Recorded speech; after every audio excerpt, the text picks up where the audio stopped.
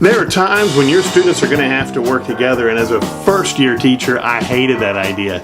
I hated the idea of students getting together and talking while I was talking and doing all kinds of things like that. They weren't working, they're not learning, oh my gosh, I'm losing my mind, my classroom's loud and obnoxious and I don't know what to do. Okay, that's the way I felt. I really felt that way. I felt like, oh no, I mean, I don't have an education background, I have a communication background, and I wasn't communicating, or so I thought. So I started watching other teachers, I started paying attention to a lot of the workshops we had, and I started learning some things, and I just got gutsy and wanted to try a few things. These are some things that work for me with collaborative learning. Hope you enjoy it. Yeah, I like this information. It works for me, and I've seen it work for other people. Help other people find this by giving the video a thumbs up, also by making comments down below and subscribing. All of those things help make this channel more visible on YouTube so that teachers can find this information.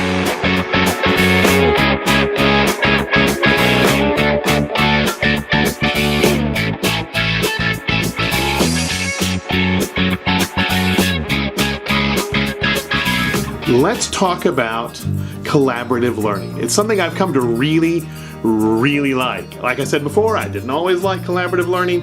I was scared of it. It was terrifying to me. Oh my gosh, the students are running the show. They're doing stuff on their own and they're loud and they're... Okay, we do keep the noise level down to a minimum, and there are ways of doing that we'll talk about in another video. But here are some collaborative tasks that you can do that will help your students. Anything collaborative is going to require a high level of supervision. You're going to need to be all around the classroom. If you're all around that classroom and you're going from table to table and you're making sure students are on task, you're going to be establishing an expectation for later in the year. If you can hold on to that level of guidance that they need at the beginning as you introduce a collaborative task, you're going to find that their behavior will just kind of adapt to the task, and in the future when you assign similar tasks, they're going to be able to do what you've asked them to do. But again, for those first few weeks of school, you're going to have to monitor their progress and how they're doing. You may even have to model the behavior you want for them to see what you're expecting. After time, it's going to become an accepted practice that you want students to work together. You may model the behavior, you may have to show them what to do, but they're going to understand that is what you expect. Now here's some things that I have used that actually work. Partner and table work. A really cool thing about collaborative learning is that you have a group of 4 to 5 people all working on one assignment, and they're all coming up with answers. They're all working together. They're all trying to find out the answers to these questions. Now, one of the things I've also done is change how I write these types of assignments. They are no longer fill in the blank. They are no longer just straight up questions with single word or sentence answers. I've written my questions to incorporate the higher levels of Bloom's taxonomy. But the higher level thinking questions are what most of my assignments are based on now. Sometimes even as far as having them come up with alternate endings for whatever it is that we're reading. So they actually have to think through what went on to a certain point and then rewrite the ending of it. So it becomes part of their thought process. The other thing that we do is A-B partner reading. Most classes, except math, sorry math, have some sort of reading that goes on in the class.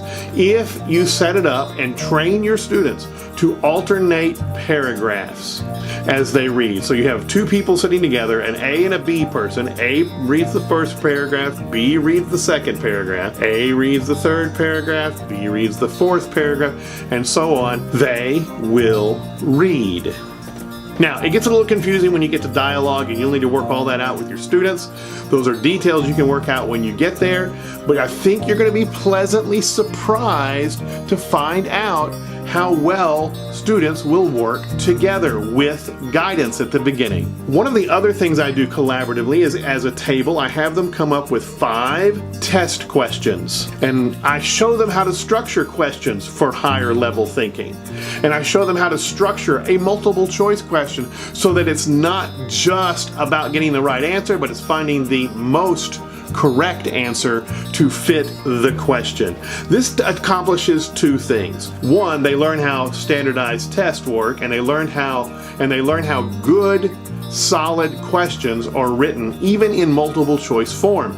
By learning that, when they encounter them in other classes and in state assessments, they're able to better answer those questions because they've created some of them.